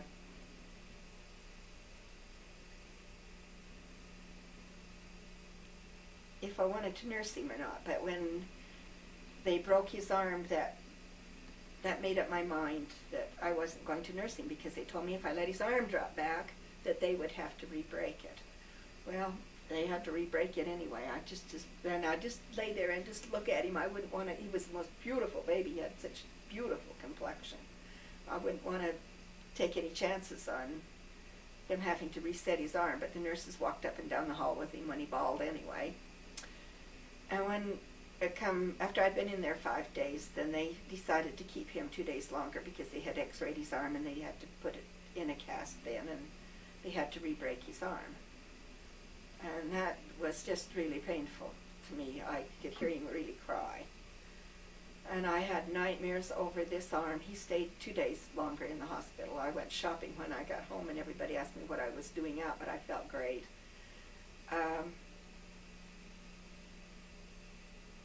And I had nightmares over that his one arm was going to grow longer than the other, and I guess all of the concerns that mothers have. When he was about 4 or 5 weeks old, I guess it must have been about 4 weeks, my milk come in. And so Dad went into Grandma's to get a breast pump because I didn't dare feed CR the milk. When he came back, we were both crying. I had my arms out, stretched out like this, and I was just really miserable, and I couldn't put CR into a comfortable position, and he was a ballad, and I was a ballad. When they took the cast off of his arm, I was so tickled because the first thing that he did was just raise that little arm up in the air and just use it. I thought that that was great. And they had told me that there was a baby that was born just 3 weeks before CR was born that had a broken collarbone. The doctor had broken the collarbone when the baby was born, and the baby had died. And so I really felt lucky. When he was 2 years old, we went to Idaho Falls. He loved to play with his cousins, and Colleen had just been born, and we come to Idaho Falls to his sister's. And all we took CR out of the house was just to put him into the car, from the house to the car, and from the car to Winona's house, and the same when we went home. But the next morning he woke up and he could barely breathe. And told me that he would take him into the doctor as soon as he had some breakfast. And I said, as bad as he feels, he's not going to eat breakfast. So Dad took him into town and to the doctor, and then he called me from the hospital, and he said, they want to observe him for a little while. He's fine, don't worry about him. In the meantime, the doctors were talking over whether they were going to operate on him or not. And the one doctor said, no, let's just have everything right there so that we can perform a trach on him if we need to. So they had all of the instruments right there by his crib. Sometimes when they put 2-year-olds in what was a tent, they quit breathing because they get scared. And Dad said to CR, just climb up there, son, and go to sleep. And that was exactly what he did. And if it would have been me, I probably would have been so scared that I probably would have scared CR, and he probably would have had to have a trach. When he came home a couple of weeks later, his little bottom looked just like a pincushion, and he had boils on his head. He had several infections the first 6 months, and I said, this goes on. I couldn't take him out to church because every time I took him anywhere, he got sick. I thought, if this goes on for the next 6 months, this kid's going to hate life. But the next 6 months was fine, and we got along fine, other than every time that he caught a cold, I had to make sure that I run a humidifier, because I fought croup with him for 9 years. CR was really fun. He loved going out and finding out how the bugs, where they crawled and what they ate, and he watched the ants, and he just loved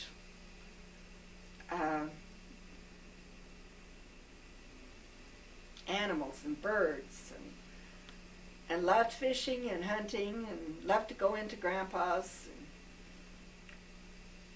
Then we moved to Idaho Falls after Colleen was born. She was born in December, and we moved to Idaho Falls in March. And one time we went down, well, pretty near every other Sunday or every Sunday, we would go to Blackfoot and have dinner with Grandma and Grandpa. And this one day we left CR there. We thought we had all of the kids in the station wagon. By then we had 7 children in 11 years. And we left CR there, and we had to call from Shelley. We discovered it by the time we got to Shelley. And so we talked to Grandma, and she said it would be all right if we left him and come and got him the next day. And we talked to CR, and he said it was fine. And I think that Grandpa had a special place in his heart for CR and Tracy, because he had CR and Tracy coming down there and helping him weed his garden, and then he would take them hunting or he would take them fishing, and he just made it fun for him and was teaching him to work, and I was very glad of that. Colleen was a very good baby.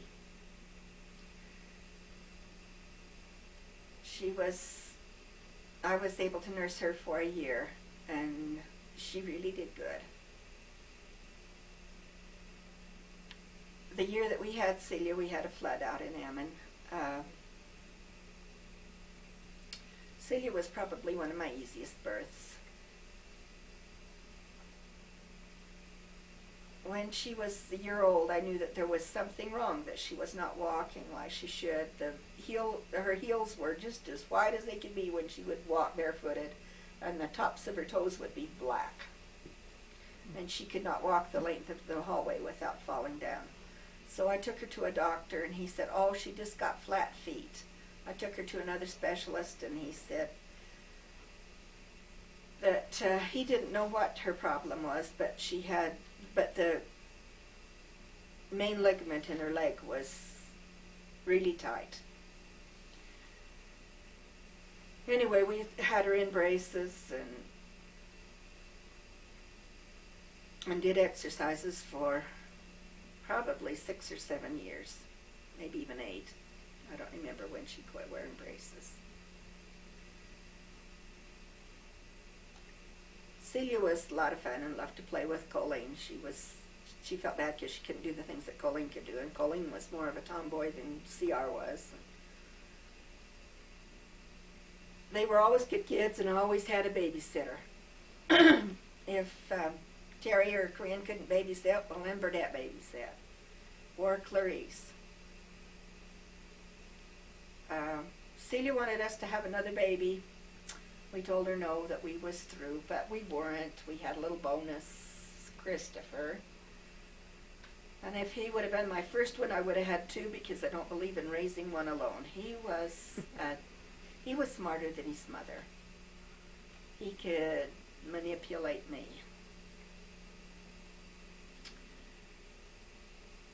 When we had Grandma, when she had cancer, well, see, Christopher decided he was going to run away from home, or he wasn't going to come home after school. And this one night he didn't, and Dad spanked him really hard, and I thought, well, I've got to follow up, so the next time I spanked him really hard when he didn't come home from school. And he looked at me and says, hee, you didn't hurt me, hee, boy. I was really upset, and I thought, well, this isn't working. I've got to find something else out that will work. So the next night when he came home late, I said, oh, gosh, Chris, it's too close to supper. I wanted you to come home, and we could have had a cookie and a glass of milk together, but you didn't come home. And he bawled and bawled. He bawled worse than when we had spanked him. So I found out what button to push to get him to come home. He was lots of fun. He was a little bit like Terry. He would have his friends over, and his friends would do all of the work, and he would sit there and talk to him, I guess something like Tom Sawyer when he got his fence painted. One time we told Terry to paint the fence. We went out in the backyard, and all of his friends was painting the fence, and here he was telling the jokes. And that's kind of the way that Chris was. And he loved television. He could have cared less if we had another baby, but when he was 3 years old, we had Carolyn. And Carolyn was just my best friend. She just talked all of the time, and when she started to school, I thought I would go crazy because it was so quiet. I had to have the radio on or the television or something because it was just too quiet in the house. I really enjoyed Carolyn. We went shopping together. We did things together that I hadn't been able to do with the other children because I had so many that I couldn't spread myself that thick over all of them. And she was just fun. What I've learned from over the years of teaching my children is that they have taught me more than I have taught them. I was able to go to the temple with Carolyn. That was a wonderful time in my life. My brothers and sisters were there, and my children. It was just, I can't explain how neat it was. They say that after you've grown older,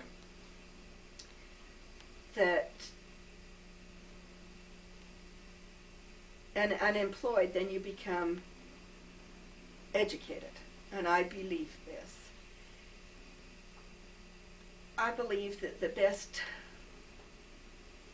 help that you can give your children is to teach them how to think for themselves, how to put them in other people's places, to let them think how other people would feel. To give them all of the learning experiences that they can have.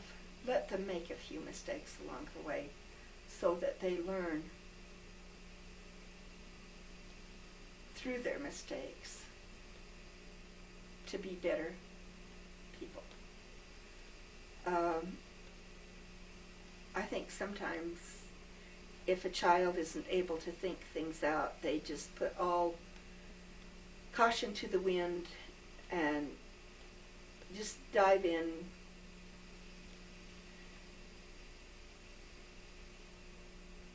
to bad experiences that you probably regret for the rest of your life.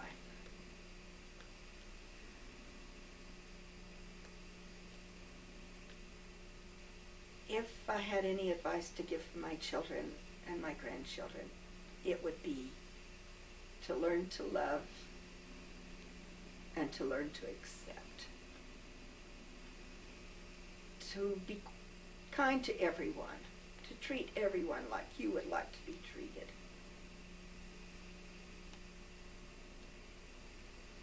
Sometimes you have to stick up for what you believe in. But if you can't make your point, it's best to shut your mouth.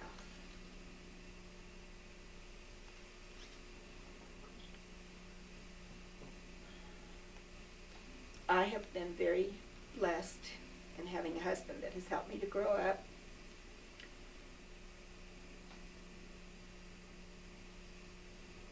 And I admire his strong will and his sense of right and wrong.